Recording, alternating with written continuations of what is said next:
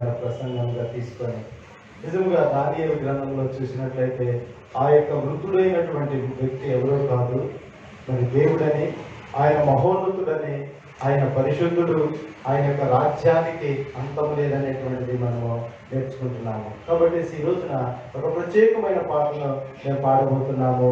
యూదా స్తుతి గోత్రపు సింహమ అనేటువంటి పాటను పాడి యేసయ్య నామాన్ని స్తుతించి గణపతి మహిమపడతాము. యూదా స్తుతి గోత్రపు సింహమా, యేసయ్యా నా ఆత్మీయ ప్రగతి నీ స్వాధీనమా. యూదా స్తుతి గోత్రపు సింహమా, యేసయ్యా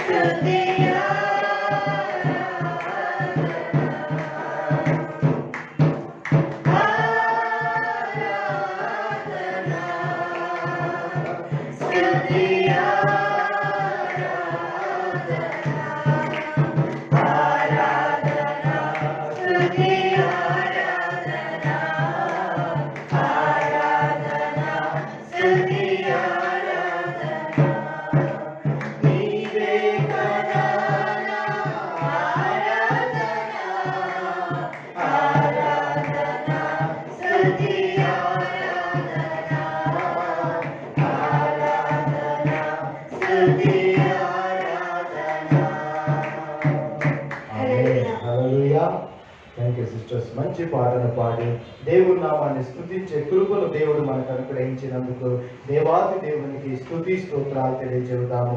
దానియేలు గ్రంథము 7వ అధ్యాయము 18వ వచనంలో చూసినట్లయితే, అయితే మహోన్నతుని పరిశుద్ధులే రాజ్యాధికారము నొందుదురు. దేవునికి స్తోత్రం. హల్లెలూయా. ఈరోజు నీవు నేను కూడా స్తుతిస్తున్నామంటే బ్రదర్స్ అండ్ సిస్టర్స్, ఈరోజు నీవు నేను కూడా ప్రభువుని కనపరుస్తున్నామంటే ఒకే ఒక ప్రధానమైనటువంటి కారణం ఏంటో తెలుసునా? ఇదిగో ఆయన రాజులకు రాజు, ప్రభువులకు ప్రభువు. ఆమేన్. ఆయన ఈ లోకానికి రానై ఉన్నాడు.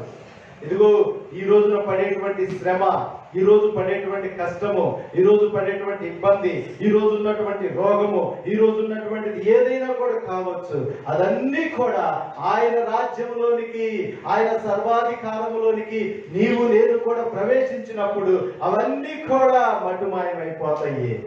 మనకి ఒక నూతనమైనటువంటి రాజ్యాన్ని ఆ ప్రభు సిద్ధపరుస్తూ ఉన్నాడు. దేవునికి స్తోత్రములు. కొద్దిసేపు ప్రభుకి ఆరాధన తెలియచేద్దాం. మా ప్రియులు అందరూ కూడా నాతో కలిసి give thanks to the lord. దేవుడు మన యొక్క జీవితాల్లో చేసిన ఉపకారాలను జ్ఞాపకం చేసుకుందాము. నీ జీవితంలో ఉన్నటువంటి భయంకరమైన పాపం నుంచి నీకు విడుదల కలుగు చేశాడు. ఎప్పుడైనా కూడా నువ్వు గుర్తు చేసుకున్నావా? ఇదిగో బ్రదర్, నువ్వు యేసుక్రీస్తుని నమ్మినట్లయితే ఖచ్చితంగా నువ్వు పరలోక రాజ్యంలో ఉంటావు. ఏదో ఒక రూపంలో ఈ లోకయాత్ర ముగించినప్పుడు నువ్వు దేవునితో నిత్య రాజ్యంలో ఉంటావనేటువంటి నిశ్చయత నీకున్నట్లయితే ఈ ఉదయకాల సమయంలో ఆ యొక్క నిశ్చయతను బట్టి, ఆ యొక్క రాజ్యమును బట్టి ఆయన స్తుతించి కనపరచు. ప్రభా, నన్ను ఆ యొక్క పేరుని నీ జీవ గ్రంథంలో రాసినందుకు వందనాలు. ఈ లోకంలో చూస్తే భయంకరమైనటువంటి దినాల్లో ఉన్నాము. శ్రమ, హింస ఈ లోకం మాకు కాదు. ఈ లోక రాజ్యాధికారము తగినది కాదు. దేవుడు తన యొక్క రాజ్యముతో రానయ్యన్నాడు. ఆయన యొక్క రాజ్యం కోసం నీవు నేను సిద్ధపడాలి. ప్రభా, నీకు స్తోత్రములు. నువ్వు పంపించినటువంటి ప్రియకుమారుడు, మా రక్షకుడు, లోకరక్షకుడు అయిన యేసుక్రీస్తుని బట్టి నీకు వందనాలు, స్తోత్రాలు తెలియజేస్తున్నాము. మా పితరుడైన ఆదాము మాకు పాపమును, శాపమును సంపాదించి పెడితే నీ ప్రియకుమారుడు, మా రక్షకుడు, లోకరక్షకుడు అయిన యేసుక్రీస్తు ద్వారా మాకు కలిగినటువంటి నిత్యత్వాన్ని బట్టి నిన్ను స్తుతిస్తున్నాము. ఆదాములో మేమందరము కూడా చనిపోయాము, కానీ యేసుక్రీస్తు నమ్మటము ద్వారా, ఆయన యొక్క రక్తంలో కడగబడటం ద్వారా క్రీస్తులో మేమందరం కూడా నిత్యత్వానికి బ్రతికి ఉన్నాము. మాకు శాపం వస్తే ఆదాము ద్వారా, రెండవ ఆదామైనటువంటి యేసుక్రీస్తు ద్వారా మా శాపాలన్నీ కూడా పోయి, మా పాపాలన్నీ కూడా కడగబడి మాకు నాయన నీ ప్రియకుమారులు బిడ్డలుగా మార్చి అబ్బా తండ్రి అనేటువంటి కృపనిచ్చినందుకు వందనాలు. మాకే కాదు ప్రభు, వ్యక్తిగతంగా ఎందరికో ఇలాంటి ఉపకారం చేశావు నాయన. సంఘాన్ని బట్టి నీకు వందనాలు. సార్వత్రిక సంఘానికి మీరు చేస్తున్న మేలును బట్టి వందనాలు. స్థానిక సంఘంలో ఉన్నటువంటి ప్రతి ఒక్క కుటుంబాన్ని, ప్రతి ఒక్క విశ్వాసికి మీరు చేస్తున్న మేలును బట్టి వందనాలు. మా యొక్క పౌరుషత్వం పరలోకంలో ఉంది కాబట్టి ఆ పరలోక రాజ్యాన్ని వైపు మేము చూసేవారికి ఉంచండి. పౌరు భక్తులు చెప్పినట్లుగా మీరు పైవారే కాబట్టి పై సంగతులనే, పై వాటి అందే, పరమందలో సంబంధమైనటువంటి దేవుని యొక్క సంబంధమైన వాటి అందే మీ మనసు ఉంచండి అనే రీతిలో ప్రభా, ఈ లోకము దాని ఆశ గతించను, దేవుని చిత్తంలో జరిగించి వాడు నిరంతరం నిలుచుననే మాట ప్రకారముగా తండ్రి నీ కృపతో నాయన ఈ యొక్క వాక్యాన్ని ఎందరైతే వింటున్నారో ప్రభా, అలాంటి వారిని మీరు దీవించి ఆశీర్వదించాలి. నీ లేఖనాల వెలుగులు మా జీవితాలను సరిపోల్చుకొని సరిచేసుకొని నీ రాకడ కోసము, మా పోకడ కోసము, నీ రాజ్యంలో ప్రవేశించడం కోసం మమ్మల్ని సిద్ధపరచమని, అల్పుడైన నన్ను నీ సిలువ చాటున మరుగుపరిచి మీరే మాతో మాట్లాడమని యేసు నామములో ప్రార్థిస్తున్నాం తండ్రి. ఆమేన్. ప్రియులారా, చక్కటి సమయాన్ని దేవుడు మనకు అనుగ్రహించాడు. జీవవాక్యమైనటువంటి పరిశుద్ధ బైబిల్ గ్రంథం మీ అందరికీ ఉన్నట్లయితే దయచేసి నాతో కలిసి దానియేలు గ్రంథము 7వ అధ్యాయము పోయిన ఆదివారం రోజు నేను 1 నుంచి 14 వచనాల వరకు ఉన్నటువంటి వాక్యాన్ని నేను మీతో చెప్పాను. దానియేలు గ్రంథంలో ఈ యొక్క 7వ అధ్యాయంలో 4 వికృతమైనటువంటి జంతువులను దానియేలు దర్శనంలో చూశాడని, ఆ యొక్క దర్శనంలో ఉన్న జంతువుల యొక్క అర్థమేంటో తెలియకపోయినప్పుడు ఇదిగో దేవుడే తన యొక్క దూతను పంపించి ఆ యొక్క అర్థాన్ని తెలియపరిచాడనేటువంటిది పోయిన వారం నేను మీకు తెలియజేస్తూ ముగింపు పలుకుల్లో మనం నేర్చుకున్నటువంటి సత్యం ఏంటంటే బ్రదర్స్ అండ్ సిస్టర్స్, ఒకసారి గుర్తు చేస్తున్నాను మీ అందరికి కూడా. ఇక్కడ 9వ వచనంలో అంటున్నాడు, మహావృద్ధుడు ఒకడు కూర్చున్నాడు.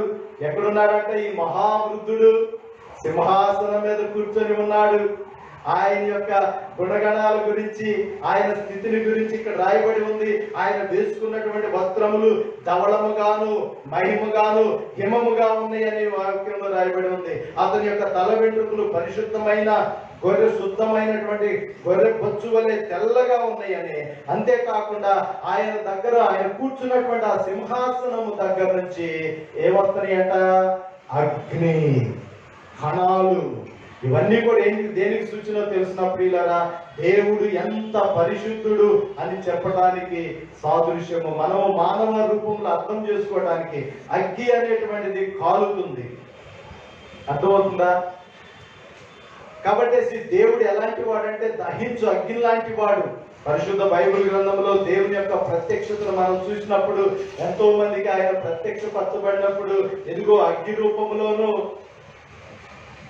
లేకపోతే వాయు రూపంలోనూ ఆయన యొక్క ప్రత్యక్షతను మనము చూడగలిగాము. కాబట్టి ఈ యొక్క సమయంలో బ్రదర్స్ అండ్ సిస్టర్స్, ఈ రోజున కూడా మీరు నాతో వచ్చినట్లయితే 15వ వచనం నుంచి 28వ వచనం వరకు ఉన్నటువంటి వాక్యాన్ని నేను మీతో చెప్పాలనుకుంటున్నాను. బ్రదర్స్ అండ్ సిస్టర్స్, మీకు బైబిల్స్ ఉన్నట్లయితే దయచేసి మీరందరూ కూడా నాతో కలిసి ఈ యొక్క గ్రంథాన్ని తీసి చూడవలసిందిగా ప్రభు నామంలో మీకు మనవి చేస్తున్నాను. ఇక్కడ కానీ మనం చూసినట్లయితే ప్రియులారా, ఈ యొక్క వచనాలను అర్థం చేసుకోవడానికి పరిశుద్ధాత్మ దేవుడు మనకు సహాయం చేయను గాక.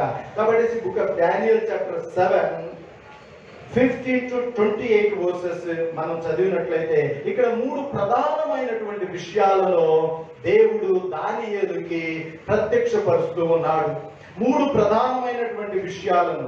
కాబట్టి ఈ యొక్క 15 నుంచి 28 వచనాలకి ఉన్నటువంటి వాక్యాన్ని ఒక టైటిల్ అంటే ఒక అంశాన్ని మనం పెట్టాలనుకున్నట్లయితే ఇక్కడ చూసినట్లయితే దానియేలుకి ఏ దర్శనం అయితే వచ్చిందో ఈ యొక్క వికృతమైనటువంటి జంతువుల్ని చూసినప్పుడు ఆ జంతువుల యొక్క దర్శనాన్ని అర్థాన్ని ఇక్కడ వివరణ ఈ యొక్క ఉన్నటువంటి ఎదుగో దేవుని యొక్క దూత దానియేలుకి తెలియపరుస్తున్నాడు. కాబట్టి అంశం ఏంటంటే బ్రదర్స్ అండ్ సిస్టర్స్, దర్శనము వివరించబడింది. ఆయనకు వచ్చినటువంటి దర్శనము ఇక్కడ చక్కగా దేవుడు తన దూతను పంపించి వివరిస్తూ ఉన్నాడు. మొట్టమొదటిగా చూసినట్లయితే 15 నుంచి 18 వచనాల వరకు ఉన్నటువంటి భాగాన్ని మనం అర్థం చేసుకోవాలంటే 4 జంతువులు గురించిన వివరణ. Description of the 4 beasts, reading verses 15 to 18. మీరు రాసుకోవాలంటే రాసుకోండి. ఈ యొక్క 4 జంతువులు గురించినటువంటి వివరణ రాయబడి ఉంది. ఆ తర్వాత 19 నుంచి 26 వచనాల వరకు చూసినట్లయితే ఆ 4వ మృగము యొక్క భిన్నత్వాన్ని ఇక్కడ తెలియపరుస్తూ ఉన్నాడు. అంటే 4వ మృగం అనేటువంటిది ఒక భయంకరమైనటువంటి రూపంలో ఉంది, అంటే ఒక వికృతమైనటువంటి రూపంలో ఉంది. The distinction of the 4th beast అంటారు. మూడవదిగా చూసినట్లయితే 27, 28 వచనాలు the dominion of the saints, అంటే పరిశుద్ధుల యొక్క పరిపాలన, రాజ్య అధికారము. పరిశుద్ధుల యొక్క రాజ్యములో ఉన్నటువంటి అధికారాన్ని ఇక్కడ వివరించబడింది. కాబట్టి 3 ప్రధానమైనటువంటి విషయాలను ఇక్కడ దానియేలుకి వివరించబడింది. మొట్టమొదటి ఏంటి? 4 జంతువులు గుర్చిన వివరణ. రెండో భాగంలో 19 నుంచి 26 వచనాల వరకు 4వ మృగమును చూడండి, దాంట్లో ఉన్నటువంటి వ్యత్యాసమును గురించి రాయబడి ఉంది. ఆ తరువాత 3వ పాయింట్ గా చూసినట్లయితే 27, 28 వచనాలు ఈ యొక్క పరిశుద్ధుల యొక్క పరిపాలన గురించి రాయబడి ఉంది. రండి, జాగ్రత్తగా వినండి, బైబిల్స్ ఓపెన్ చేసి పెట్టండి మీ దగ్గర. చూడండి ప్రియులారా, ఇక్కడ చూసినట్లయితే రండి, నాతో కలిసి వచ్చినట్లయితే మొట్టమొదటి భాగాన్ని మనం చూద్దాము. ఏంటంటే అది చూడవలసినటువంటిది బ్రదర్స్ అండ్ సిస్టర్స్. ఇక్కడ చూసినట్లయితే 4 జంతువులు కూర్చున్న వివరణ. ఇక్కడ చూడండి 15 వచనం. నాకు కలిగిన దర్శనములు నన్ను కలవరపరుచుచున్నందున దానియేలును నేను నా దేహములో మనోదుఃఖము గలవాడనైతిని. ఎందుకంటే ఈ యొక్క దర్శనాలు చాలా ప్రధానమైనటువంటిది. ఇది తమాషాతో కూడింది కాదు. ఇదేదో ఊరక చిన్న చిన్న విషయాలను బయలుపరిచేటువంటిది కాదు.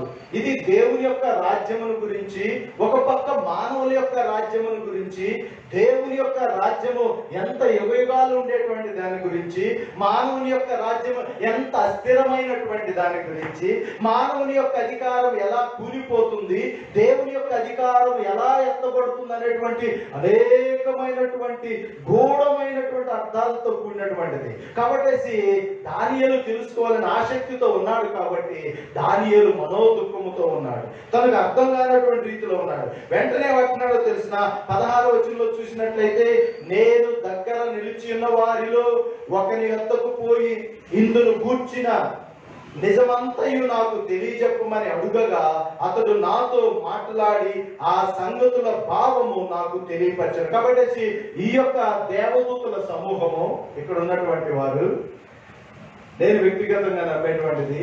కాబట్టి వీరందరూ కూడా ఏం చేస్తున్నారంటే ఇక్కడ డిస్కరేజ్ అంటే మనోదుఃఖముతో ఉన్నటువంటి దానియేలుని ఇక్కడ ధైర్యపరుస్తూ ఏం చేస్తున్నారు తెలిసిన డిస్కోర్స్ ఆఫ్ ద ఏంజెల్ అంటారు. 16వ వచనంలో చూసినట్లయితే మీరు గమనించినట్లయితే దానియేలు గ్రంథం 9వ అధ్యాయం 22వ వచనం కానీ కూడా ఒక్కసారి మనము 2 అధ్యాయాలు ముందుకు వెళ్తే కూడా ఇక్కడ దానియేలుకి అర్థం కానటువంటి ఒక విషయాన్ని ఇక్కడ దేవదూత తెలియపరుస్తూ ఉన్నాడు. 9వ అధ్యాయము బుక్ ఆఫ్ డానియల్ చాప్టర్ 9:22 ఇక్కడ చూసినట్లయితే అతడు నాతో మాట్లాడి ఆ సంగతి నాకు తెలియజేసి ఇట్లా, నేను దానియేలు నీకు గ్రహింప శక్తి ఇచ్చుటకు నేను వచ్చి తిని.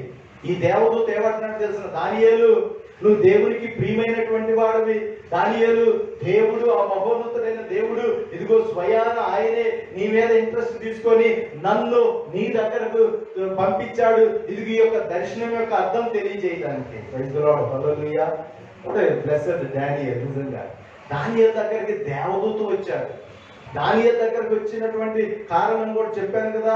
ఇదిగో ఏంటో తెలిసిన, ఇదిగో శాశ్వతమైన దేవుని రాజ్యం గురించి ఇక్కడ ప్రకటించడానికి వచ్చాడు. ఈ యొక్క కళలో ఉన్నటువంటి దర్శనంలో ఉన్నటువంటి అర్థాన్ని వివరించడానికి వచ్చినట్లుగా ఉన్నది. 17వ వచనం చూడండి ఒకసారి. 17వ వచనం ఏమంటున్నాడు తెలియపరుస్తున్నాడు. దాన్ని ఏమంటున్నాడు చూడండి. ఎట్లనగా ఈ మహా జంతువులు 4 అయ్యుండి లోకమందు ప్రభుత్వము చేయబోవు 4 రాజులను సూచించుతున్నది. Very simple. దానియేలు చూశాడు కదా, ఏది ఇక్కడ చూసినాడు కదా. మొదటి భాగంలో చూసినట్లయితే ఒకసారి మీరు నాతో వచ్చినట్లయితే 7వ అధ్యాయము 2వ వచనంలో చూసినట్లయితే అంటున్నాడు, ఇదిగో ఆ యొక్క జంతువులు అంటే ఎలా ఉన్నాయో తెలిసిన 3వ వచనం అంటున్నాడు, అప్పుడు 4 మిక్కిలి గొప్ప జంతువులు మహాసముద్రములో నుండి పైకెక్కెను. ఆ జంతువులు ఒకదానికొకటి భిన్నములై ఉండెను. మొదటిది సింహమును పోలినది గాను, దానికి పక్షి రాజు రెక్కల వంటి రెక్కలుండెను. నేను చూచుచుండగా దాని రెక్కలు తీయబడి అవి మనుషుల కనుక తీయబడినవి కనుక మనుషుల వల్ల అది పాదములు పెట్టుకొని నేలపైన నిలుచుండెను. 5వ వచనం, రెండవ జంతువు ఎలుగు వంటిది. ఆ తర్వాత అంటున్నాడు 6వ వచనంలో చూసినట్లయితే 3వ జంతువు చిరుత పులిని పోలింది. 7వ వచనం చూసినట్లయితే ఆ యొక్క 4వ జంతువు అంట దాని రూపాన్ని వివరించలేకపోయాడు. ఏమంటున్నాడు తెలిసిన, ఘోరమును భయంకరమునకు 4వ జంతువు కనబడినాడు. ఈ 4 జంతువులు ఏంటి బ్రదర్స్ అండ్ సిస్టర్స్? చాలా సందర్భాల్లో మనం బైబిల్ చదువుతాం, మనకు అర్థం కాక, మనకు బోధ సరిగ్గా లేక మనం ఏం చేస్తామంటే చదువుకుని వెళ్ళిపోతాం. అక్కడ ఆగాలి. చూసారా, బైబిల్ అనేటువంటిది క్రైస్తవుల పుస్తకం కాదు. బైబిల్ అనేటువంటిది ప్రపంచ చరిత్ర. ఆమె చెబుతారా? The Bible is the world history. ఏం జరిగింది, ఏం జరుగుతుంది, ఏం జరగబోతుంది, మానవులకు, సృష్టికి, ఆది సంభూతులకు దేవుడు ఏం జరిగిస్తున్నాడు అనేటువంటి తెలియపరిచేటువంటిది. చాలా మంది ఈ గ్రంథాన్ని పాడు చేయడానికి, నాశనం చేయడానికి, కాల్చివేయడానికి, ధూళి చేయడానికి ఎన్నెన్నో ప్రయత్నాలు చేశారు. ఇప్పటికీ చేస్తూనే ఉన్నారు. వారి యొక్క చేసేటువంటి అజ్ఞానంతో చేసేటువంటి పనులతోటి గ్రంథాన్ని ఎవరు కూడా ఆపలేదు. ఎందుకంటే అది చరిత్ర, ఇది మత గ్రంథం కాదు. ఇప్పుడు నేను చెప్పబోయేటువంటి యొక్క 4 జంతువులు 4 రాజ్యాలకు సాదృశ్యము. ఇది నిజం. ఇది క్రైస్తవులు, ముస్లింస్, హిందువులు అందరూ కూడా నమ్మాల్సిందే. మొదటి రాజ్యం ఏంటంటే బాబిలోన్ రాజ్యము. ఇది నిజమా కాదా మీరు చెప్పండి, చదువుకున్నవాడు. బాబిలోన్ అనేటువంటి ఒక రాజ్యం ఉందనేటువంటిది చరిత్రలో మతానికి సంబంధం లేకుండా అందరూ చదువుతారు. ఈ గ్రంథంలో కూడా అదే రాయబడి ఉంది. ఈ యొక్క రాజ్యాలు, ఈ 4 ఏంటంటే 4 రాజ్యాలకి సాదృశ్యమయ్యాయి. చూడండి ఏమంటున్నాడంటే ఇక్కడ మీరు నాతో వచ్చినట్లయితే మొట్టమొదటి ఏంటంటే లయన్ అంటున్నాడు, సింహము.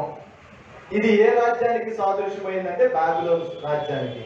దీని గురించినటువంటి వివరణ కూడా దానియేలు గ్రంథం 2వ అధ్యాయంలో 38వ వచనంలో ఉంది.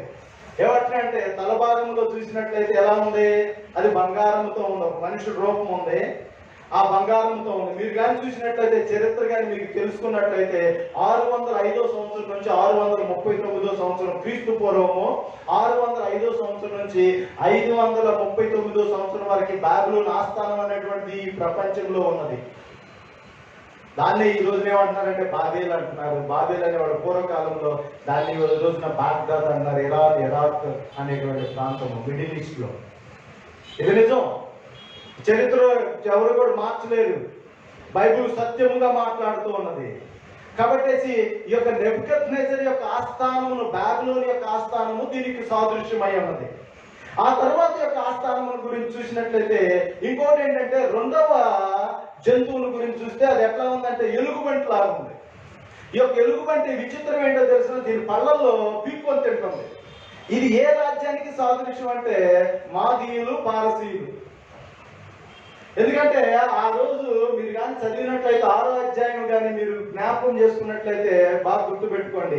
బెల్షాజర్ అనేటువంటి రాజు తిని త్రాగుచు విగ్రహార్పితమైనటువంటి వాటితోటి ఇదిగో విగ్రహాలకు పూజలు చేస్తున్న సమయంలో బ్రదర్స్ అండ్ సిస్టర్స్ దేవుడు ఏం చేశాడంటే బెనెమెనే టెకేలను ఉపారసీని రాపించాడు గోడ మీద.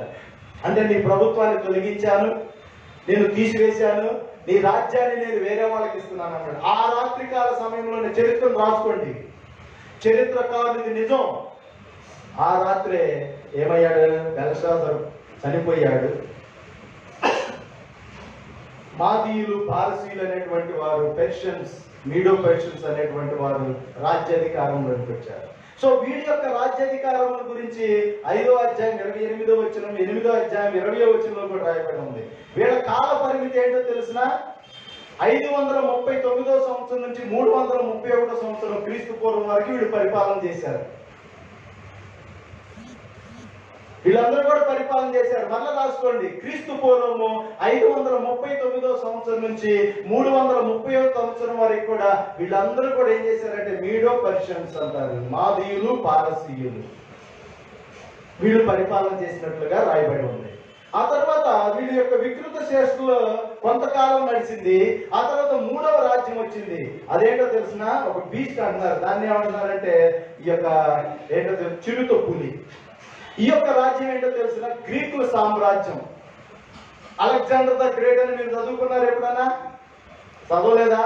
ఏనంటే అలెగ్జాండర్ ద గ్రేట్ కత్తి పట్టేసి ఇదిగో ఎంతో తెలిసిన ప్రపంచాన్ని అంతా కూడా జయించుకొని వచ్చాడు. వారి యొక్క సామ్రాజ్యం కూడా రాయబడి ఉంది. అది ఎప్పటి నుంచి జరిగిందో తెలిసిన 331వ సంవత్సరం నుంచి 63వ సంవత్సరం వరకు క్రీస్తు పూర్వము. ఇంతకాలం వీళ్ళు పరిపాలన చేసినట్లుగా రాయబడి ఉంది. వాళ్ళ పరిపాలన కూడా ముగించబడింది.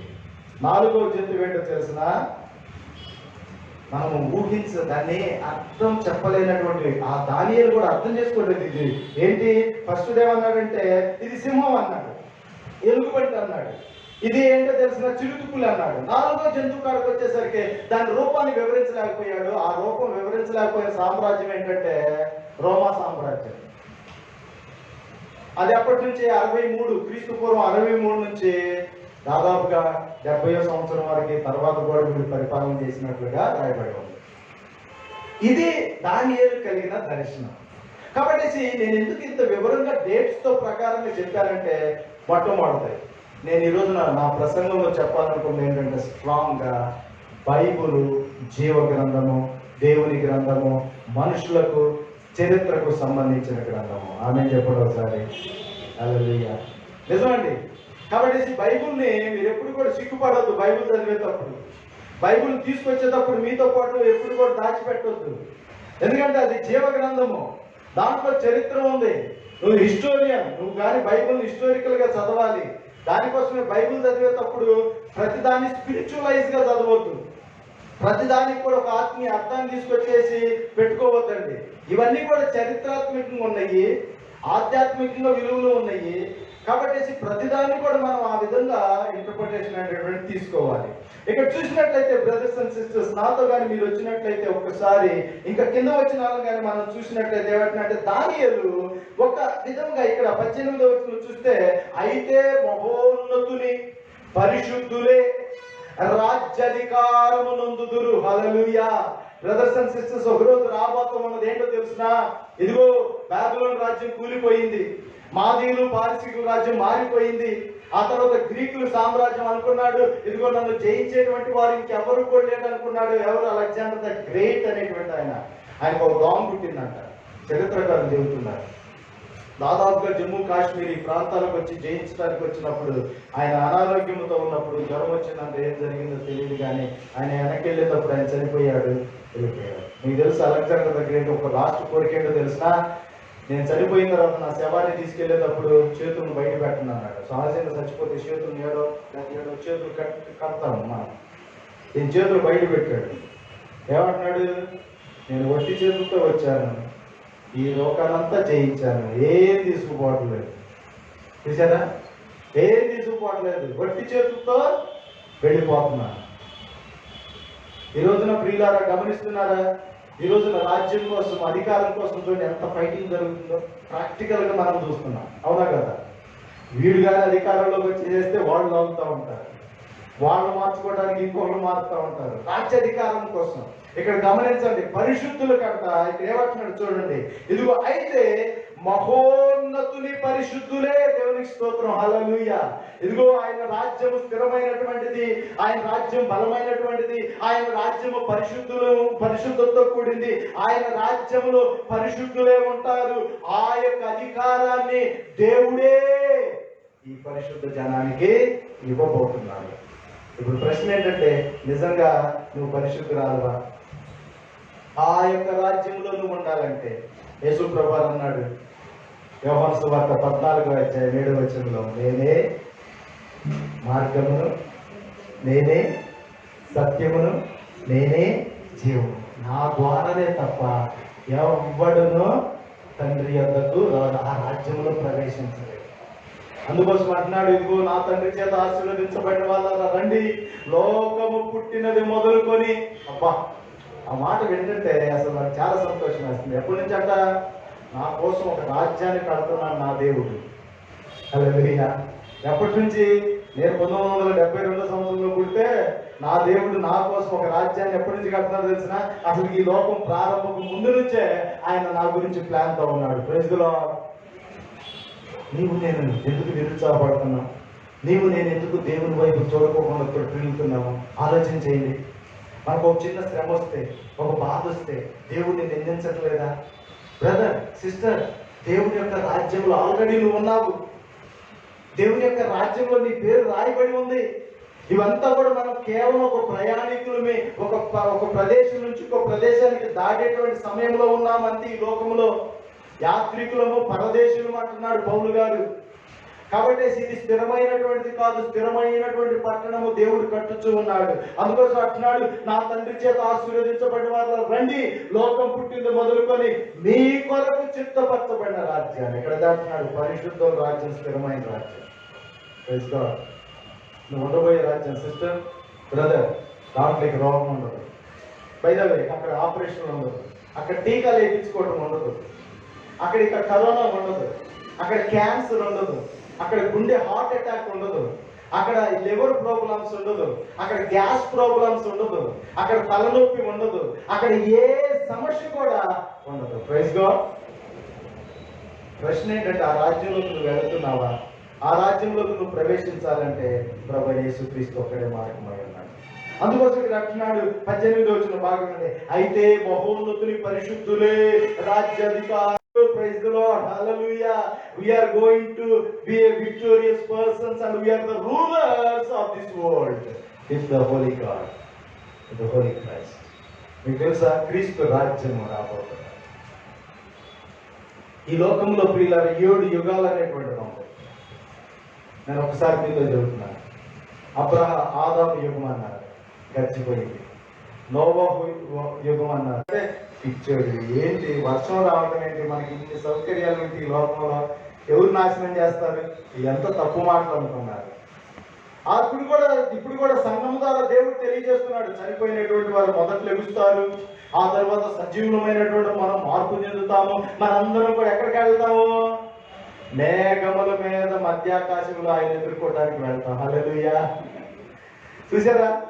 కాబట్టి చెబుతుంటే లోకానికి ఎట్లా ఉందంటే విచిత్రముగాను, తిక్కలతనంగాను, వీళ్ళకి ఏం పని లేదా, ఇదేంటో చచ్చిన వాళ్ళు ఎవరైనా గాల్లో కలిసిపోతారు. మీకు ఇంకోటి తెలుసో లేదో కానీ, ఒక బైబిల్ గ్రంథం మాత్రమే స్పష్టంగా బోధిస్తుంది మానవుని అంతం ఏంటనేటువంటిది. మిగతా వాళ్ళు అందరూ కూడా కన్ఫ్యూషన్ లో ఉన్నారు, గాల్లో కలిసిపోతాం అంటారు కొంతమంది. మళ్ళీ అదే గుంపులో ఉన్నటువంటి వారు లేదు మళ్ళా పుడతామంటారు, లేదు లేకపోతే కొంతమంది అంటారు, నువ్వు చనిపోయిన తర్వాత నువ్వు మోక్షాన్ని చేరాలంటే ఈ లోకంలో బాగా నీ కోసం మంచి పూజలు చేసి మంచి చేసితే నువ్వు పైకి ఎక్కి వెళ్తావు, లేకపోతే కిందకి డ్రాప్ అయిపోతావు, నరకానికి వెళ్తావు అంటారు. కానీ బైబిల్ గ్రంథంలో స్పష్టంగా ఉంది ఏంటంటే, ఇదిగో దేవుని యొక్క రాజ్యము శాశ్వతమైనటువంటి, ఆ రాజ్యము సత్యము, ఆ రాజ్యము నిజమైనటువంటిది. ఇక్కడ చూసినట్లయితే 19 నుంచి 20 వచనాల్లో చూసినట్లయితే the distinct of the appearance. అంటే ఇక్కడ చూడండి ప్రియులారా, ఇక్కడ 4వ జంతువు గురించి రాయిస్తూ ఉన్నాడు. ఏమంటున్నాడు? ఇదంతయు ఇనుప దంతములను ఎత్తడి గోళ్లను గల ఆ 4వ జంతువు సంగతి ఏమైనదని నేను తెలుసుకొని కోరికని. 4వ జంతువు ఏంటో తెలిసిన? గ్రీక్ సామ్రాజ్యం. నేను చెప్పే కదా, అలెగ్జాండర్ ద గ్రేట్ సూచనమైనది. ఇదంతా కూడా ఏం చేశాడు ఆయన? ప్రపంచాన్ని అల్లకల్లోలం చేశాడు. మీకు తెలుసు అదే ఇక్కడ వివరణ చదివినట్లయితే. అందుకోసం మీకు చరిత్ర తెలిసి నీకు చదివితే, ఓహో వీడు వాడి గురించి ముందుగానే బైబిల్లో రాసి ఉందనేటువంటిది మీకు అర్థమవుతుంది. లేకపోతే ఏమవుతుందంటే, ఇది ఇనుపు దంతాలంట, అదేంట్రా కొట్టాడంట, అటు ఇది ఎగిరిపోయాడంట అనేటువంటి అర్థమవుతుంది. కాబట్టి దానికోసం you should know the history. Bible చదివేటువంటి విశ్వాస బిడ్డలారా, మీకు చరిత్ర తెలిసి ఉంటారు. మీకు పెద్ద మనసు ఉండాలి. క్రైస్తవులు నేను ఎప్పుడు చెబుతూ ఉంటాను, Christian should not have a small brain. ఎప్పుడైతే క్రైస్తవులకు చిన్న మెదడు ఉండిద్దో మీరు ఏది అర్థం చేసుకోలేరు. మీకు చూసేదల్లా ఏంటో తెలిసిన, చిన్న మెదడుతో ఎంత చూస్తూ ఉంటాం బైబిల్ గురించి. మీకు విశాలమైనటువంటి మనసు ఉండాలి, పెద్ద హృదయం ఉండాలి అర్థం చేసుకోవడానికి. ఇక్కడ అదే అంటున్నాడు 20వ వచనంలో చూసినట్లయితే, 5వ వచనంలో అంటున్నాడు, సమస్తమును పగులు కొట్టుచు మృంగుచు మిగిలిన దాన్ని కాళ్ళ కింద తొక్కుచు. అంటే దీని అర్థం ఏంటో తెలిసిన, ఇది ఇష్టం వచ్చినట్టు రాజ్యాలను పరిపాలన చేశాడు. కావాలనుకున్న దాన్ని తొక్కేసాడు, అవసరమైన దాన్ని రక్షిస్తామని. ఇష్టం ఉన్న వాళ్ళని కాపాడేటువంటి వాడు, ఇష్టం లేని వాళ్ళని తొక్కేసేసాడు. ఎలా జీవించాడు? ఆ కింద వచనాల్లో చూసినట్లయితే ప్రియులారా, ఇక్కడ అంటున్నాడు, ఇదిగో 22వ వచనం, ఆ మహావృద్ధుడు వచ్చి మహోన్నతుని పరిశుద్ధుల విషయంలో తీర్పు తీర్చు వరకు ఇలాగున జరుగును గాని, సమయము వచ్చినప్పుడు ఆ పరిశుద్ధుల రాజ్యము ఏలుదురనే సంగతి నేను గ్రహించాను. ఇది కొంతకాలమే. ఇక్కడ దానియేలు గ్రహించుకుంది ఏంటంటే, ఈ రాజ్యాలన్నీ కూడా వాటి వైభవం అంతా కొంతకాలమే, కానీ శాశ్వతంగా ఉండేది ఏంటో తెలిసిన, ఆ మహోన్నతుని రాజ్యం. ఆయన రాజ్యం చూడండి ప్రియులారా, కొన్ని వందల సంవత్సరాలు, వేల సంవత్సరాల నుంచి భక్తులు అనేటువంటి వారు ఈ రాజ్యం కోసమే ఎదురు చూశారు. ఈ రాజ్యం నీతి కలిగింది, ఈ రాజ్యం పరిశుద్ధమైనటువంటి, ఈ రాజ్యం గురించి ఇక్కడ ఏమంటున్నాడో తెలిసిన ఈ యొక్క 4 రాజ్యాల గురించినటువంటి వివరణ ఇక్కడ రాయబడి ఉంది. కానీ కొంచెం మనం ముందుకు వెళ్ళినట్లయితే ఇక్కడ అంటున్నాడు 25, 26 వచనాల్లో కానీ చూడండి ప్రియులారా, ఇక్కడ అంటున్నాడు 26వ వచనంలో అతని అధికారము నశించుటకును నిర్మూలము చేయబడుటకును తీర్పు విధించబడిన కనుక అది కొట్టివేయబడిన. 27, 28 వచనాలు.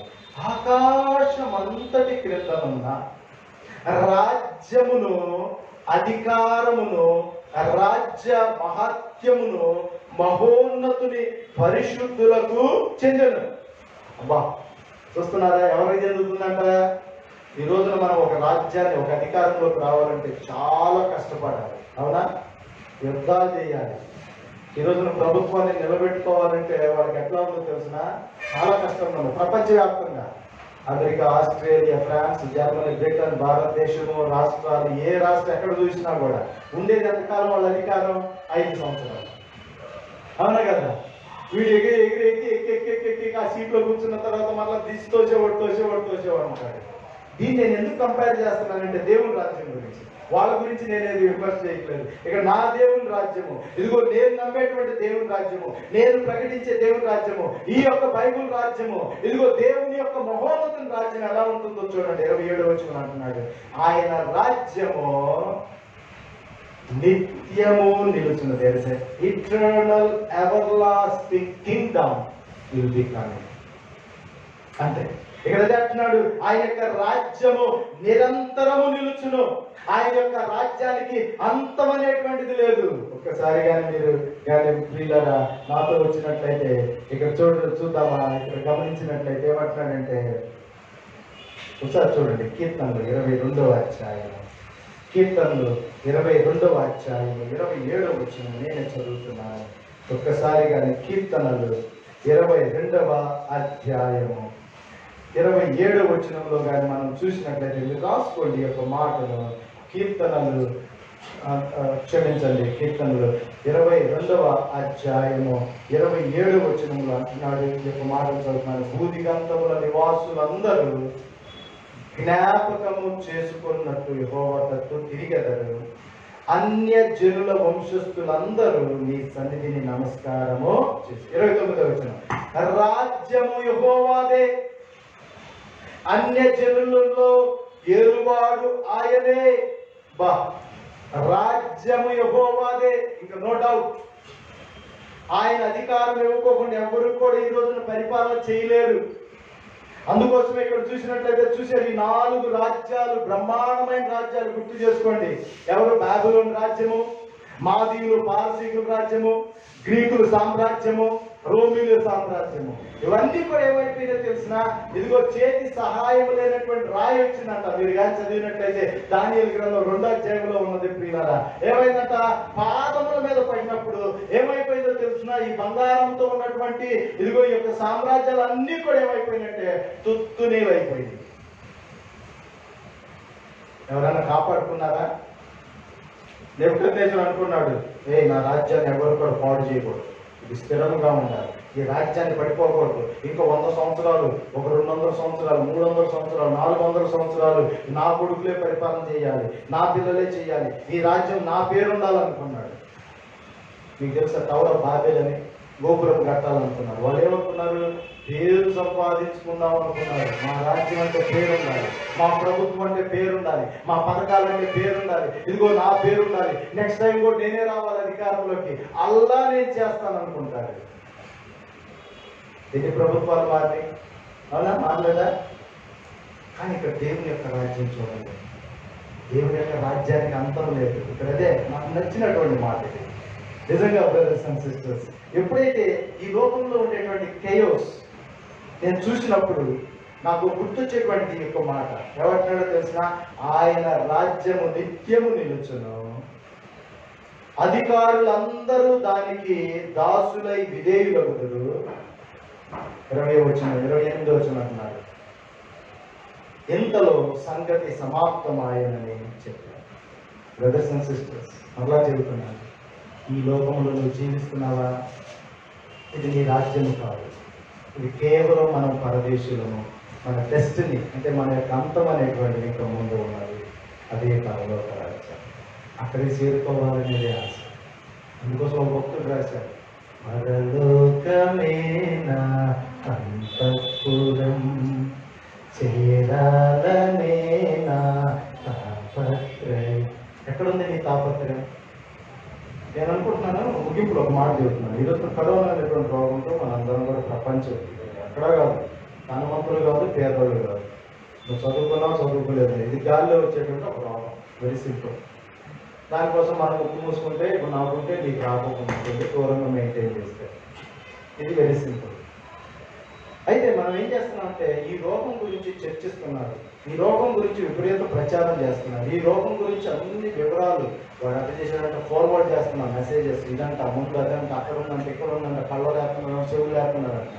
క్రైస్తవులు అందరూ కూడా యేసుక్రీస్తుని గురించిన సువార్తను గారి ప్రచారం చేస్తే ఇంత ఈ వ్యాధిని గురించి మాట్లాడుకున్నట్లు బాగా వింటున్నారా?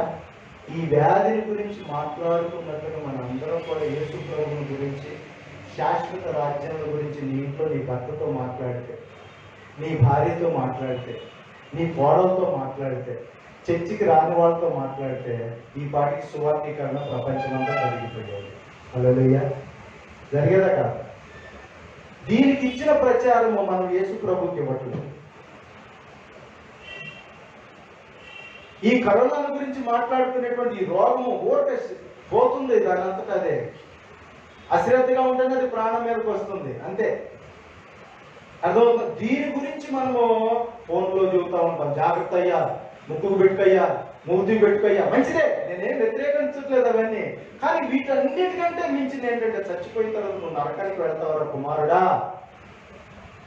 యేసు ప్రభు నమ్ముకో, ఆయన శిలువలో నీ కోసం రక్తం కార్చాడు, ప్రాణం పెట్టాడు, చనిపోయాడు, సమాధి చేయబడ్డాడు, ఆయన 3వ దినాన తిరిగి లేచాడు. ఎంతమంది చెబుతున్నారు? నువ్వు చెప్పావా ఈ కరోనా సీజన్లో? నిజంగా చెప్పండి, ఆయన రాజ్యంలో నువ్వు ఉన్నావా? ఒక్కసారి పరిశోధన చేసుకో, చెప్పండి. మంచి చెడు అమ్మా జాగ్రత్తగా ఉన్న చెప్పడం తప్పులేదు. వాటితో పాటుగా యేసు ప్రభుని నమ్మమ్మ, బైబిల్ చదువుకోండి, ప్రార్థన చేసుకోండి. ఈ కుటుంబ ప్రార్థన జరుగుతుందో ఈరోజు చర్చెస్ భౌతికంగా మనం గ్యాదర్ అవ్వట్లేదు, ఇక్కడ ఆన్లైన్లోనే ఎట్లా చేస్తున్నాం. ఎలా ఉంది నీ విశ్వాస జీవితం? అంటే పాస్టర్ గారు వచ్చి నీ గోరు ముక్కలు పెడితేనేనా నీ విశ్వాసం ఉండేది? కన్స్ట్రక్షన్ పరిశోధన చేసుకోండి. నీకు ఒక జవాబుదారీతనం లేదా? నీ అంతా నువ్వు కూర్చొని చదువుకోవాలి, ప్రార్థన చేసుకోవాలి, బైబిల్ చదవాలి, పఠనం చేయాలి, జ్ఞాపకం చేసుకోవాలని ఆలోచించే ప్రాక్టికల్గా ప్రతిసారి కూడా దేవుని యొక్క ఆత్మ నీతో ఉంటున్నాడు. నువ్వు సంఘానికి వచ్చినా రాకపోయినా, లేకపోతే నువ్వు ఎక్కడున్నా, పనిలో ఉన్నా కూడా, ఎక్కడున్నా కూడా నువ్వు క్రీస్తుని గురించి సాక్షిగా ఉండాలి. నీ పరిశుద్ధమైన జీవితాన్ని కాపాడుకోవాలి. మనందరం కూడా ఎలా వచ్చినామంటే ఈవెన్ నేను కూడా, నేనేం అత్యుత్తుని కాదు. నా పరిస్థితిని కూడా నేను పరిశోధన చేసుకుంటే పాస్టర్ని, ఆదివారం బెల్లు కొట్టాలి, సాపులు వేయాలి, మైకులు పెట్టాలి, వస్తారు, పాటలు పాడమ్మా, అజ్జేయమ్మ ఇచ్చేయమని. అంటే మనం ఒక సిస్టమ్ను క్రియేట్ చేసుకున్నామే కానీ నిజంగా మన యొక్క స్పిరిచువాలిటీని మనం అభివృద్ధి చేసుకుంటున్నాము ఈ సిస్టమ్ ద్వారా అనేది మనం పరిశుద్ధం. మనం అనుకుంటున్నాము చర్చకు వచ్చి కూర్చుంటే మనం పరిశుద్ధం అయిపోతాం. అవరు. చర్చకు వచ్చినంత మాత్రం మనం పరిశుద్ధులం కాలేము, చర్చకు వచ్చినంత మాత్రం నువ్వు పరలోక రాజ్యానికి కాదు. అందుకోసం అంటున్నాడు, ప్రభువా ప్రభువా నన్ను పిలుచువాడు ప్రతివాడు పరలోక రాజ్యానికి ప్రవేశించడు కానీ పరలోకమందున్న నా తండ్రి చిత్త ప్రకారం చెయ్యవాడే పరలోకంలో ప్రవేశించాడు. ఆమేన్ చెప్పండి. హల్లెలూయా. ఈ రోజున ఆయన చిత్తాన్ని జరిగింది. లాక్డౌన్ ఉందనే లేకపోవాలి, నువ్వు చర్చికి రాని రాకపోవాలి, నీ ద్వారా దేవుడు తన చిత్తాన్ని జరిగిస్తున్నాడు. నేను సంపూర్ణంగా నమ్ముతున్నాను. ఈ రోజున మీరందరూ కూడా ఎక్కడెక్కడ ఇళ్లలో కూర్చొని లైవ్లో వింటున్నారు. మా సంఘస్థులు బెంగళూరులో ఉన్న చర్చి. నేను ఇదే చెప్పేటువంటిది స్ట్రైట్గా, నీ పరిశుద్ధ జీవితాన్ని చర్చకు వచ్చిననే డెవలప్ చేసుకోవడం కాదు, నువ్వు ఇంట్లో కూర్చొని డెవలప్ చేసుకోవాలి. నీ భార్య భర్త రిలేషన్షిప్ పరిశుద్ధంగా ఉంటుందా లేదా? లేకపోతే నేను చర్చికి వెళ్ళట్లేదు, పాస్టర్ గారు ఫోన్ చేయట్లేదు అని చెప్పేసి నువ్వు నీ ఇచ్చలు విడిగా తిరిగితే పాస్టర్ గారు కాదు నీ దేవుడు, యేసయ్య నీ దేవుడు. ఆమె యేసు ప్రభుకి నువ్వు లెక్క అప్పగించాల్సి. మేము కూడా కాపర్లమే, మేము మిమ్మల్ని హెచ్చరిక చేసేటువంటి వారము, కానీ నిన్ను నిరంతరం కాపాడి చూసేటువంటి వాడు ఎవరంటే నిన్ను ప్రేమించి నిన్ను రక్షించినటువంటి నీ యేసయ్య. ఆయనకి ఏర్పడతాడు. అందుకోసం అంటున్నాడు 2 కొరింథీయులకు రాసిన పత్రిక 5:10 ఏమంటున్నాడు? ఇదిగో మనందరం కూడా క్రీస్తు న్యాయపీఠం ఎదుట ప్రత్యక్షము కావాలి. పాస్టర్ గారి న్యాయపీఠం ఎదురు కాదు ప్రత్యక్షమయ్యేది. క్రీస్తు న్యాయపీఠం ఎదుట ప్రత్యక్షమైనప్పుడు ఎవరు వారిని లెక్కలో అప్పగించాలి. అవి మంచివైనా సరే చెడ్డమైనా సరే. ఈ లాక్డౌన్లో ఏం చేస్తున్నావు నువ్వు? లెక్క అప్పగించాలి. నిజంగా నేను మొన్న ఏమనుకున్నాను తెలిసిన, ఇక్కడికి వస్తే చాలా జిడ్డుగా ఉంటుంది మన శరీరం. అవునా? ఎప్పుడు చెమట పోస్తూ ఉంటుంది. నీకు కొత్త, నాకైతే ఎట్లా తెలిసిన పోస్తూనే ఉంటుంది. నేను మొన్న స్నానం చేస్తూ అనుకున్నాను, ఇక్కడ రుద్దుకుంటుంటే మట్టి వస్తుంది. మీరు కానీ మా ఇంటి దగ్గరకు అక్కడ బాగులూరులో కానీ వచ్చినట్టయితే నువ్వు రుద్దినా కూడా మట్టి రావు. అప్పుడు నేను అనుకున్నాను, పాపము కూడా మనలో ఎట్లా చాపుకుంటుంది. చక్కన ఆలోచన వచ్చింది.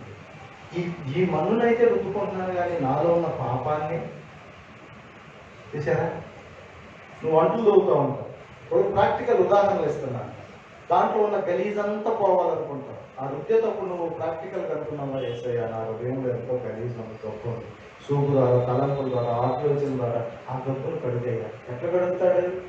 ఆయన రక్తం. హల్లెలూయా. అంటే ప్రతి సమయంలో కూడా నువ్వు ప్రాక్టికల్గా జీవించేటప్పుడు ఆ యొక్క ట్యూనింగ్, అంటే అది ఆ ఆత్మ ట్యూనింగ్ ఎప్పుడు నీలో ఉంటుంది. ఇది పాస్టర్ కాదు, లేకపోతే ఇంకొకరు కాదు పెట్టేదమ్మా. ప్లీజ్ వినండి, ఇది నువ్వు దేవుని పెట్టవుగా నీ ఆత్మీయ జీవితం గురించి నీకు ఒక లెక్క ఉండాలి. మేము కేవలము ఒక టీచర్స్ని, ఇక డిసైపుల్ చేసేటువంటి వారము. అయితే నువ్వు ఎదగాలి క్రీస్తులు, నువ్వు వెంబడించాలి ఆయన్ని. అప్పుడే నీ విశ్వాస జీవితం నిలబడుతుంది. లేకపోతే ఏమవుతుందో తెలిసిన, వాన కురిసెను, వరదలు వచ్చాను, గాలి విసిరి ఆ ఇంటి మీద కొట్టాను, దాని పునాది ఇసుక మీద వేయబడిన కనుక అది ఏమైపోయింది? కూలిపోయింది. అరే ఇంత ప్రమాణముగా ఎగిరి ప్రార్థన చేసేటువంటి విశ్వాసం ఏంట్రా ఎట్లా సర్కిల్ పడిపోయింది ఈ 2 నెలలు లాక్డౌన్లోనే. మా చేతిలో నేను చాలా మందిని చూశాను, చాలా కంబాస్టిక్ గా ఉంటారు వాళ్ళు. నేను వ్యక్తిగతంగా వాళ్ళని గమనిస్తే వాళ్ళ పునాది నాకు అర్థమైందంటే ఇష్టం కాదు. నేను ఒక బ్రదర్ ఇట్లా చెప్పాను, నీ క్యారెక్టర్ నువ్వు డెవలప్ చేసుకోవట్లేదు బ్రదర్. నేను సొచ్చు కూర్చున్నాను. నేను ఎట్లా ఉంటానంటే చాలా సింపుల్గా ప్రేమతో ఉంటాను. చెప్పాల్సి వచ్చినప్పుడు లెక్కచ్చి చెప్పేస్తాను అంతే. నేను చెప్పాను స్వయాన, బ్రదర్ మీరు తప్పుతోవలో నడుస్తున్నారు, మీ జీవితాన్ని సరి చేసుకుని ఇందు ముందు కూడా దేవుడు మిమ్మల్ని హెచ్చరిక చేశాడు. చూసారా? ఏంటో తెలిసిన బ్రదర్స్ అండ్ సిస్టర్స్, పాస్టర్ గారు ఉన్నప్పుడు ఒకలాగా జీవితం మనం ఇదే అనుకుంటాం. నేను అనుకుంటున్నాను దేవుడు నిజదేవుడు మనల్ని పరీక్షిస్తున్నాడు. పాస్టర్ అయిన మమ్మల్ని, విశ్వాసులైన మిమ్మల్ని అందరినీ కూడా బీ కేర్ఫుల్. మీరు అప్పగించాల్సిన లెక్క దేవుడికి, నేను అప్పగించాల్సిన లెక్క దేవుడికి. ఇక్కడ దానియేలు గ్రంథంలో చూసినట్లయితే ఆఖరి వచనం నేను చదువుతున్నాను. ఇక్కడ ఏమంటున్నాడు? 28వ వచనం, ఎంతలో సంగతి సమాప్తమైనని చెప్పి దానియేలు నేను విని మనసునందు అధికమైన కలత గలవాడినైతేని, అందుచేత నా ముఖము వికారమాయను, అయితే ఆ సంగతి నా మనసులో ఉంచుకుంటుంది. ఏమంటున్నాడు? దానియేలుకి ఎంత బ్రహ్మాండమైనటువంటి సత్యాన్ని, చారిత్రాత్మకమైనటువంటిది, యుగాంతమైనటువంటిది, యుగాలు ఉండేటువంటి సత్యం అర్థమైనప్పుడు తన మనసు ఏమైందో తెలిసిన, ప్రభు నేను ఎంతటి వాడిని, నిజంగా ఆయన ఏమయ్యో తెలిసిన వికారమైనటువంటి. ఈరోజు నా బ్రదర్స్ అండ్ సిస్టర్స్, ప్రభు దగ్గరికి వచ్చేటువంటి జీవుని ఒక మాట చదవండి. నేను 145వ కీర్తన జస్ట్ ఈ యొక్క ఒక్క వాక్యాన్ని చదవాలని దేవుడు నన్ను ప్రేరేపిస్తున్నాడు. 145వ కీర్తన 13వ వచనం, నీ భక్తులు నీ రాజ్య ప్రభావమును గురించి చెప్పుకొందురు, నీ శౌర్యమును గురించి పలుకుదురు. 13వ వచనం, నీ రాజ్యము శాశ్వతము, నీ పరిపాలన, రాజ్య పరిపాలన తరతరములు నిలుచును. వెళ్ళండి. ఇప్పుడు ఏం చేయాలంటే నీ భక్తులు, నువ్వు దేవుని భక్తులు పోయినట్టయితే ఎక్కడ ఉండాలంట? ఇక్కడ అంటున్నాడు, బాగా వినండి, నీ భక్తులు నీ రాజ్య ప్రభావమును గురించి చెప్పుకుంటారా? కరోనా ప్రభావం గురించి చెబుతున్నావా? భయంకరమైనటువంటిది, అట్లాంటి ఇట్లాంటి, గుండెలో పోతున్నంత, లంగ్స్ డ్యామేజ్ అవుతుందంటే ఇవి ఈ లోకంలో డ్యామేజ్ అవ్వచ్చు. అసలు శాశ్వతంగా నువ్వు నరకంలో డ్యామేజ్ అయిపోతావు. దాని గురించి చెప్పు, నీ కూతురుతో వెళ్ళి, నీ కొడుకుతో వెళ్ళి చెప్పు. మరలా నేను అదే చెప్తున్నాను. మనం మాట్లాడవలసింది ప్రియులారా ఈ లోక సంబంధమైనది కాదు. ఇవన్నీ కూడా దేవుని యొక్క ఇదిగో చిత్తానుసారముగా జరుగుతూ ఉన్నాయి. మనం దేవుని యొక్క ప్రతినిధులముగా, దేవుని యొక్క శిష్యులుగా ఎవరి గురించి మాట్లాడాలో తెలిసినా యేసయ్య గురించే మాట్లాడాలి. మత్తయి సువార్త 28వ అధ్యాయంలో అంటున్నాడు, మీరు సర్వలోకానికి వెళ్ళి సర్వ సృష్టికి నా గురించి ప్రకటించండి, నా గురించి చెప్పండి. తండ్రి యొక్క ఈ కుమారుని యొక్క ఈ పరిశుద్ధాత్మ నామములో మీరు బాప్టిజము ఇవ్వండి. రండి బ్రదర్స్ అండ్ సిస్టర్స్, మీరు ఎక్కడున్నా కూడా ఈ లాక్డౌన్ కొంతకాలమే, మ్యాక్సిమం మే జూన్ కల్లా కూడా ముగిసిపోతుంది, తక్కువైపోతుంది. మళ్ళీ మీరందరూ కూడా యేసుక్రీస్తు స్వస్థ ప్రార్థన మందిరంలోనూ మేము పీకి బయట చర్చిలో ఎక్కడున్నా కూడా చక్కగా ఆరాధన జరుపుకుంటారు. ఇక ఈ లైవ్ ప్రోగ్రాంలు ఏముండదు. ఇది కొంతకాలం. ఈ కొంతకాలంలో దేవుడు మనం పరిశోధన చేస్తున్నాడు అనేది నేను స్పష్టంగా అర్థమవుతుంది. మన యాటిట్యూడ్ ఎలా ఉంది, సంఘం గురించి, పాస్టర్ గారి గురించి, తోటి విశ్వాసుల గురించి ఎలా ఉన్నారు, వారు బాగున్నారా, ప్రార్థన చేద్దామా, ఓ ఫోన్ చేద్దామా, పాస్టర్ గారికి ఫోన్ చేసావా ఈ లాక్డౌన్ టైంలో, అయ్యగారు ఎలా ఉన్నారు మీరని, మీ ఆరోగ్యం ఎలా ఉంది, అయ్యగారి గురించి ప్రార్థన చేసావా, ఎప్పుడు అయ్యగారే ఫోన్ చేయాలా మీకు, ఎప్పుడు అయ్యగారే మాట్లాడాలా మీతోటి. కొంతమంది అక్కడ సిస్టంగా ఉంటారు, ఏంటో తెలిసిన అయ్యగారు చేయలేదు మేము చేయము.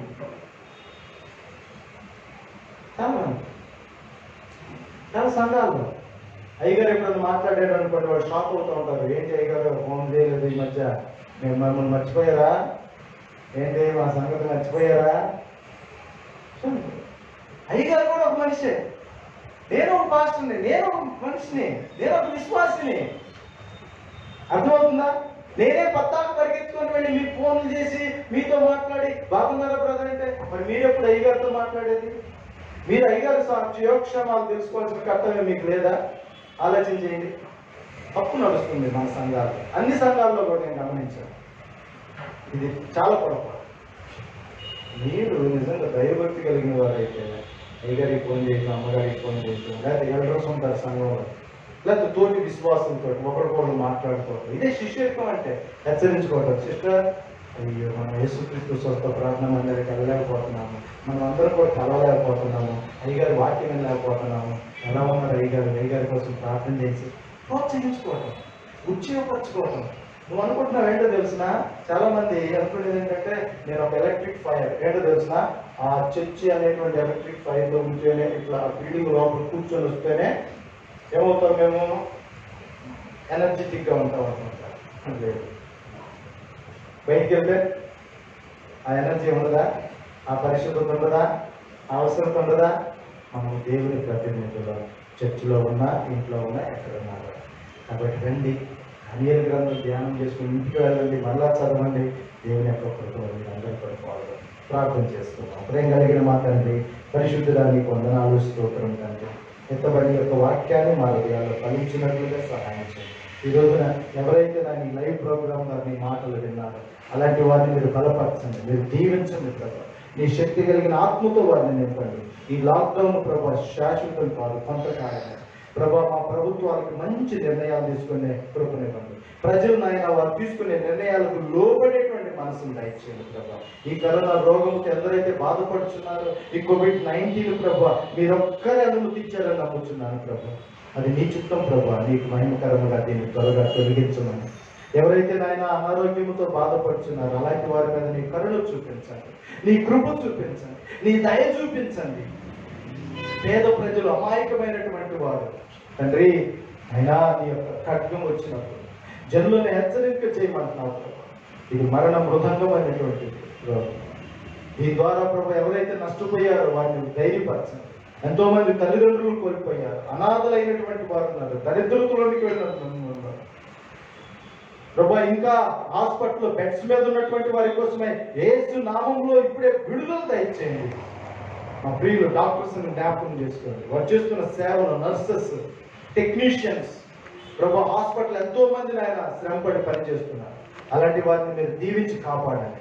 మా నాయకులను, ముఖ్యమంత్రులను, మంత్రులను, ఆరోగ్య శాఖ మంత్రులను ఎవరైతే ఉన్నారో ప్రభా, ఆ డిపార్ట్మెంట్కి మెడికల్ సంబంధించినటువంటి ఫార్మసీలో ఉండేటువంటి వారిని, ఆయా శానిటైజర్ నాయన కార్పొరేషన్లోని విలేజెస్లో ప్రభా పారిశుద్ధ్య కార్మికులు పనిచేస్తున్నారు అయ్యా నాయన, వారు అనేకమైన ప్రాంతాలకు వెళ్ళి ఆయన వారి చేతులతో నాయన చెత్త వ్యక్తేస్తున్నారు.